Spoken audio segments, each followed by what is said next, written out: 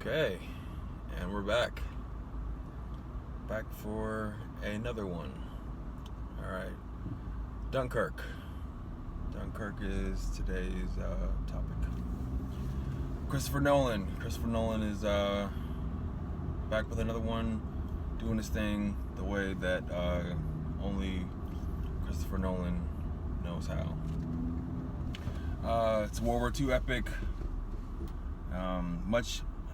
Much different than previous war films. It's a different kind of war flick, told in a much different way. It's a series of events that take place at this one particular event at Dunkirk. So yeah, like some others there's an event with Tom Hardy, the actor. He's in a plane that takes place like over the course of like an hour. There's another one. It's on the beaches. That's like a week, I want to say, and like another one that takes place and it's like a couple of days. It's all centered around this one major event that happened at the beach or at this place called Dunkirk, when our soldiers couldn't get home. It was a particular event, a particular battle within World War II. So it was told in a very unorthodox way, very non-traditional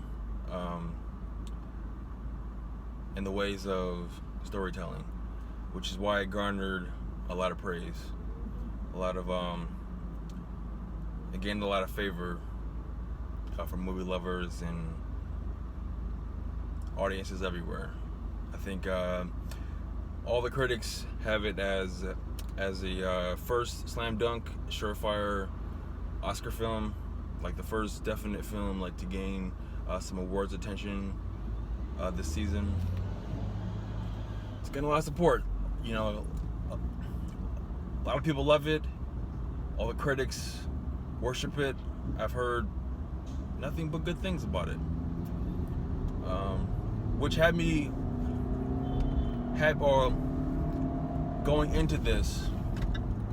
going into it, I was kind of concerned because I saw nothing but oversaturation of the market, slight oversaturation, and just ads upon ads. You know, I saw all kinds of things to click on whenever I was online, whatever site I was on, just ads for Dunkirk, all kinds of short trailers, short TV spots. I saw nothing but ads everywhere, which is typically not a good sign. For me, that's a huge red flag. It's like, okay, I don't think the studio, not that I don't think, it's pretty clear that the studio doesn't have any faith in this, which is why they're flooding the market with all this advertising. Disney did it with what's his name? John, not John Q. What's his name? John whatever. What's his name? Anyways, Disney did it with them. I've seen it time and time again. Paramount did it with Transformers. But I saw that with this one. Just saw like a lot of ads, and so like in the back of my mind, subconsciously, I'm like, oh, okay, yeah, Warner Brothers may not be too sure about this one because it's different. It's told in a different way. It's not the traditional style of storytelling. So, Ben, what did you think about it? This whole unorthodox manner. Okay, yeah, I'm the one person on the planet that's gonna say this. That's exactly why I didn't like it. I mean, it wasn't a terrible film. It wasn't this crappy, horrible film. It's definitely gonna make my worst of the year list. No, No, it wasn't that. But for me, it was nothing what everybody's making it out to be. Like, oh my God, Nolan can do no wrong. You know, it's a perfect score on Rotten Tomatoes. It's just so amazing. Oh my God, it's epic. It's just so epic. I've never seen anything like this. Far from that for me. Just far from that. Like, I still don't get what people think about this. Like what is all the hype about it? I get why Nolan did what he did, all the choices that he made, but to put it up on this pedestal, like, it's just so awesome. That's what I disagree with. For me, the very reason that you love it, or that it's getting all this attention, for that very reason is why I didn't like it. It was told in an unorthodox manner. So there was no hero to get behind. There was no one particular protagonist to go through this event with.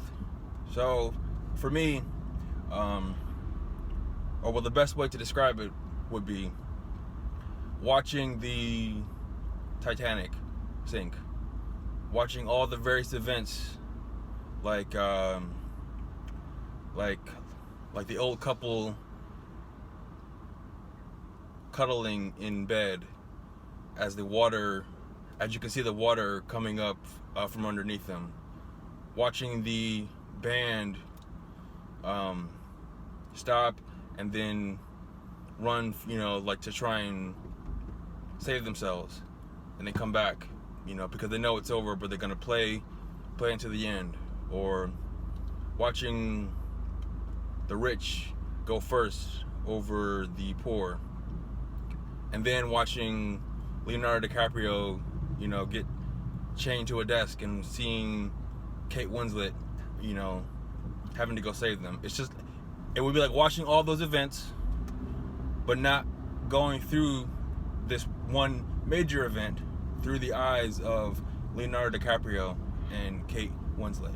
It's just watching all these series of events take place, and you're witnessing all of that, but there's no real connection to all of it. I mean, like, it's good. I mean, and had you just seen that, it would have been, wow, this is a really tragic story. The Titanic sinking. That's heartbreaking. Like, to see all this.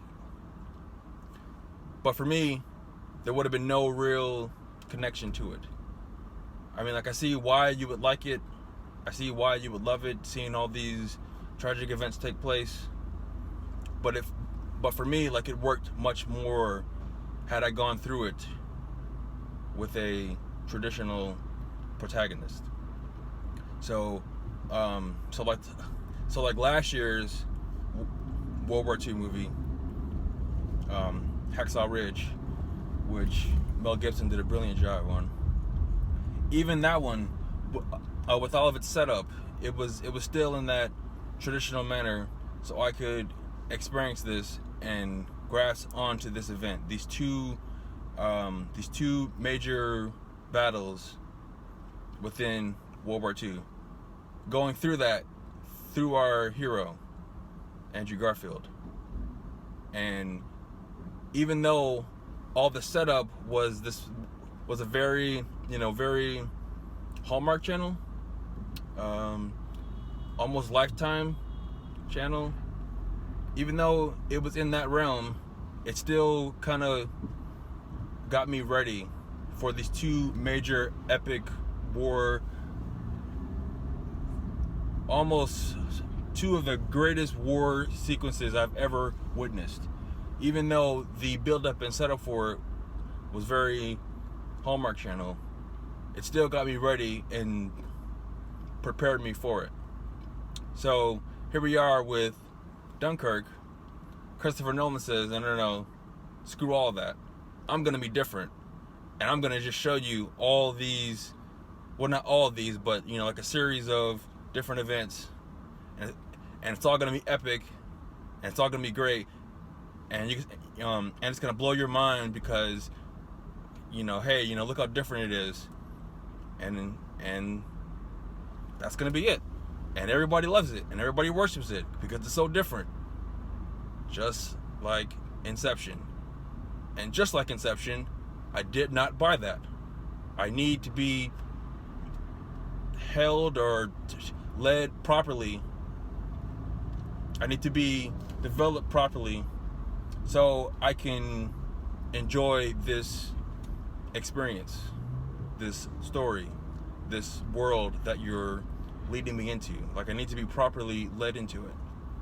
There's just some things, like I said this with Gravity, the epic space saga. I said this with Gravity. You gotta put your underwear on first before you put your pants on. It's just basic things for me for it to work. Now, some people, they can go without underwear. It works for them, and that's great. But for me, it just doesn't work for me. I see, why you guys all love it, but for me, it's just right over my head. I didn't care about any of this. It didn't make me want to go back and, read up on this epic saga, this battle at Dunkirk. Like, it didn't make me want to care about any of it. Had it been done in the way that I was hoping for, more in that manner, I would have wanted to know more about actor Mark Rylance and the boys that he took on the ship. To go into the battle. They're just civilians trying to help. There was some emotion there. There was a very Hitchcockian element to it. Was it Lifeboat? Hitchcock did, but yeah, there was an element to that film. There was that in there with trapped soldiers inside of a sub or the bottom of a ship. That was there was something there. What's gonna happen this? But nope. Next event, there was a guy trapped in a plane, and it crashed into the water, and is he gonna get out or not? Okay. Next event, and then it's this, and then it's okay. Next event, and then it's back to the other event, and then it's back to the other event, and you jump from event to event. And for me, that just it just doesn't work for me. Had it been one particular story or two particular stories, brilliantly woven together, maybe then I would have been more invested into this. But because it was a bunch of different stories all working together for the common good, and that's supposed to be epic because it's different. Well, I'm happy you enjoyed it. I'm happy it worked for you. All I'm saying is it didn't really much work for me. So in the grand scheme of things, definitely not one of Nolan's best, in my opinion. It's definitely not etched into humanity like Dark Knight. That's just that's an all-time classic for me. I'm probably gonna forget about it, come time for the next film, which I already have. I had to remember to do this one to review this film. But hey, I'm sure to get a lot of praise, or a lot more praise than it's getting now. I'm sure you all are gonna love it. I'm sure I'm gonna get more. I'm gonna get backlash for not liking this one or whatever, but I'm sure to do well with or without my blessing. I'm just saying it didn't much work for me, but I'm happy that you liked it, and I'm happy you enjoyed it, because I know I'm the only person who thinks this. So I'll see you, Chris Nolan, on the next one. I'm more than positive I'm going to be eager for that one. And my book hasn't really gotten it right, though, since Dark Knight Rises.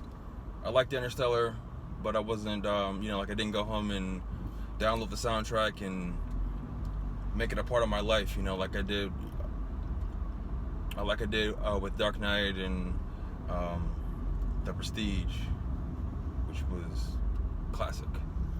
That was in my top 10 of all time for like the longest time, until I just started, like getting more and more into film and just seeing more of what was out there. But anyways, like I'm sure positive I'll be more than enthusiastic for the next one. Yeah. So until then, uh, until then, see ya.